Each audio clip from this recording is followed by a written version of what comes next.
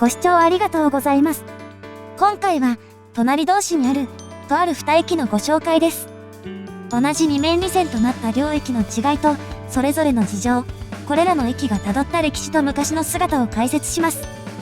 数年にわたって行われた改良工事の中身にも注目です。私が今乗っているのは、阪神本線の下り列車です。阪神本線は、大阪の北の玄関口である梅田から神戸までを結ぶ路線です。今回ご紹介する駅は神戸三宮駅からすぐそこですが、下り列車で向かいます。阪神本線は、次の岩屋駅の少し先で地下線に入ります。岩屋駅の手前にトンネルはありますが、岩屋駅自体は掘り割りになっています。ホームの幅はそれほど広くはなさそうで、右側には上り専用のホームも設けられています。ホーム上にはフェンスがあるため、ホームの反対側には停止位置を合わせるための目印が設置されています。上り方へ進んでいきましょう。下りホームのエレベーターはホームの終端にあり、階段なども下り方に集まっています。ホームの幅は3メートル前後。階段などがあって通行しにくい場所もあり、利用しやすいとは言えない感じです。ただし、先ほどのエスカレーターの裏には自販機があり、前方にはベンチもあるなど、狭いながらも必要な設備はある程度揃っているようです。一方、先ほどの前面展望ではあまりよく見えませんでしたが、階段が途切れた後、向かって左側の上り線側は、反対側が見えないタイプのフェンスで塞がれています。上りホームはよく見えませんが、下りホームよりも屋根が高く、作りもしっかりしているようです。この駅のホームは6両対応で、現在停車するのは普通車だけです。普通車は4両での運行で、前寄せで止まるため、後ろ2両分には人が来なくて寂しい感じです。ホームの終端までやってきました。正面にあるのは、入線するときに少しだけ見えていた、古い階段です。現在、駅の改札は西側だけにありますが、かつてこの駅には、東口があったようです。随分と古びた階段ですが、両脇には手すりがあったようにも見える出っ張りがあります。その上の灰色の石は下の方にしかなく、明らかに色合いが違うので、後から付けられたもののようです。一方、一番上は段の上に壁があり、その先に駅舎らしきものは見当たりません。神戸三宮から先、山陽電鉄に乗り入れる直通特急が通過です。この辺りの区間は1時間あたり15本運行されていますが、この駅は普通車しか止まらないので、10分間隔、1時間あたり6本しか止まりません。上り線側では、発車したばかりの普通車が加速していきます。なお、ここには6両用の停止位置目印が設置されています。停車するのが普通車のみとなったのは2009年のダイヤ改正のことでしたが、それ以降も変わらず残されているようです。ちなみにこの車両は、阪神で普通車として運用される5001型です。駅間距離の短い阪神では、普通車とそれ以外で車両が分けられており、カラーリングも異なっています。青系の色の普通車は青銅車と呼ばれ、4.5 キロ毎秒という高い加速性能から、ジェットカーとも呼ばれています。この動画に車両はあまり関わってきませんが、阪神に乗った時には触れておきたい車両です。コンコースへと向かいます。幅の狭いホームですが、エスカレーターと階段を前後に並べることで、エスカレーターは幅広タイプのものが設置されています。なお、このホームには下り方向のエスカレーターはありません。全体を写したカットを取り忘れてしまいましたが、窮屈な下りホームとは裏腹に、コンコース自体は普通の駅といった感じです。駅の正面がこちらです。駅舎の西側には、線路上の空間を利用した広場があります。線路が地下に入るところでは、よくある光景ですね。駅名の横にある兵庫県立美術館は、ここから南に500メートルほどの場所にあります。一方、背後の道路を北に200メートルほど進むと、JR 神戸線の灘駅があります。どちらも普通列車しか止まりませんが、灘駅の方がネットワーク性に優れていることもあり、乗降客数は岩屋駅より多くなっています。上りホームへ向かいます。下りホームは、幅の狭さゆえにエスカレーターと階段が前後に並んでいましたが、上りホーム側は違います。エスカレーターと階段は一箇所にまとめられ、階段の幅も広く、ゆったりした作りです。そのゆったり感は、ホームにも現れています。ホーム幅は下りホームより幾分広く、車椅子でも楽々通れそうです。また、ホームに屋根の支柱がないのも特徴で、上りホームはこの上に張り出した部分が屋根になっています。ホームの端までやってきました。下りホームから見えていた階段の構造がよくわかります。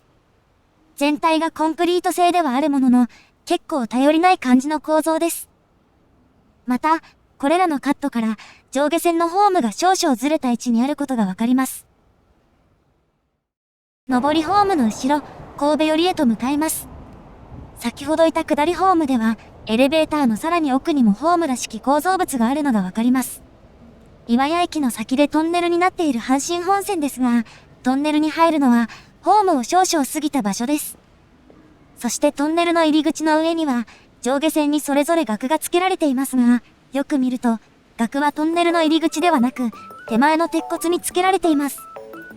この辺りで、後から手を加えたことが伺える、この駅の歴史を解説していきます。岩屋駅が開業したのは、1905年、明治38年、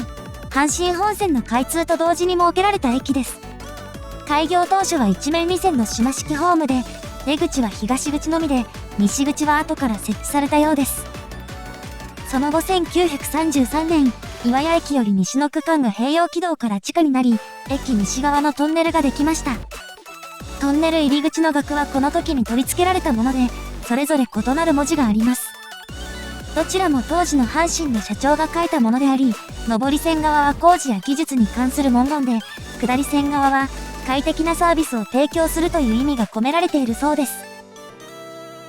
駅が現在の姿になったのは、1998年に始まった改良工事がきっかけです。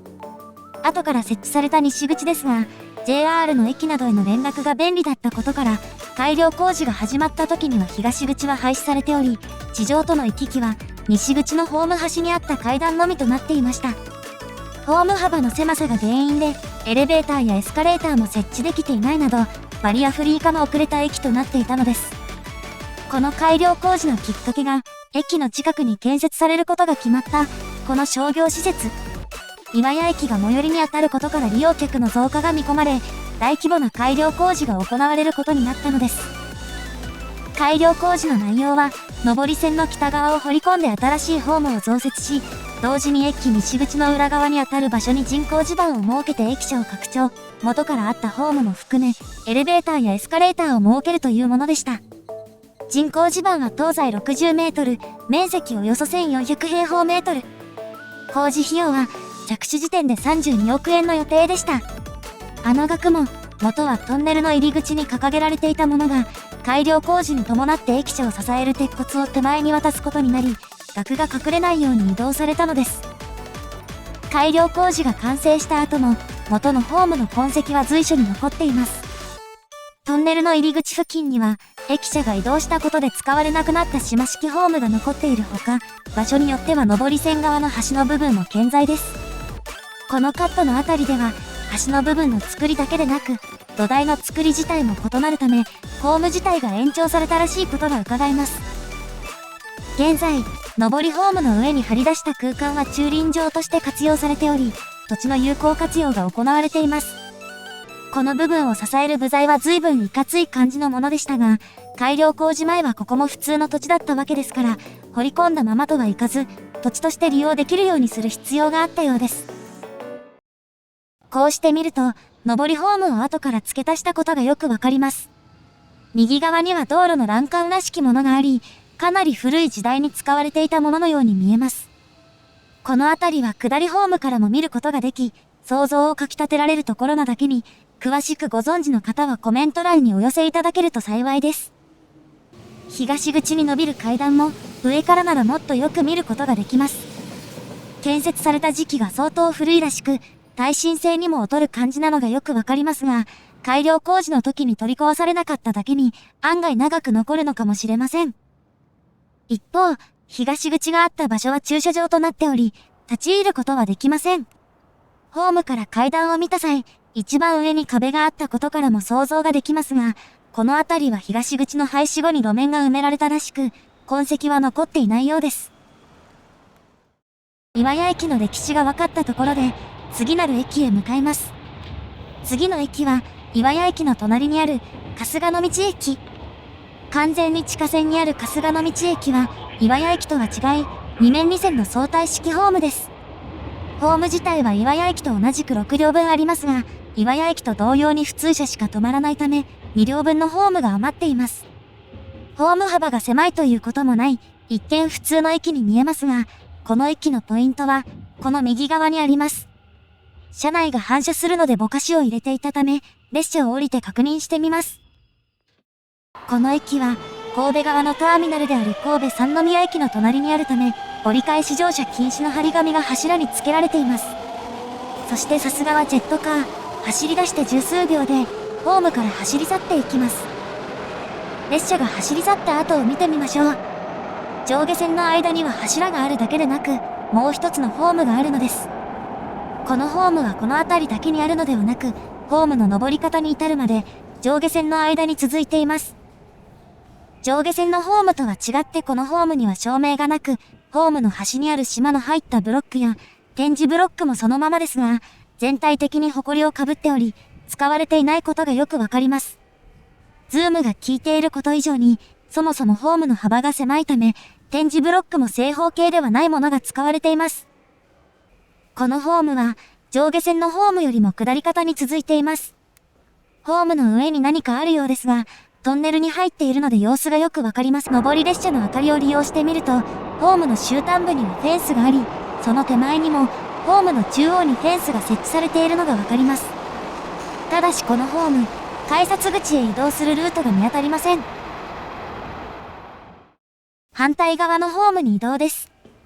この駅には上り方と下り方にそれぞれ改札階への動線がありますが、こちら側は階段のみで、なんだか窮屈な感じです。改札の様子がこちら。改札機の台数は少なく、係員もいません。地上への出口も階段のみで、エレベーターやエスカレーターがないことからも想像ができますが、こちらはメインの改札ではありません。なお、春日野道駅は片側5車線の巨大な道路の下にありますが、こちら側の出口は1箇所しかなく、道路の反対側に直接出られる出口はありません。線路の間にあったのもホームですから、改札階から降りるルートがあるはずですが、それらしいものはなさそうです。ちょうどホームに降りるところでは、速達列車が轟音を響かせながら通過です。現駅のホームに挟まれて廃墟感さえ漂いますが、反対側から見ても構造は同じです。駅の上り方へと進みます。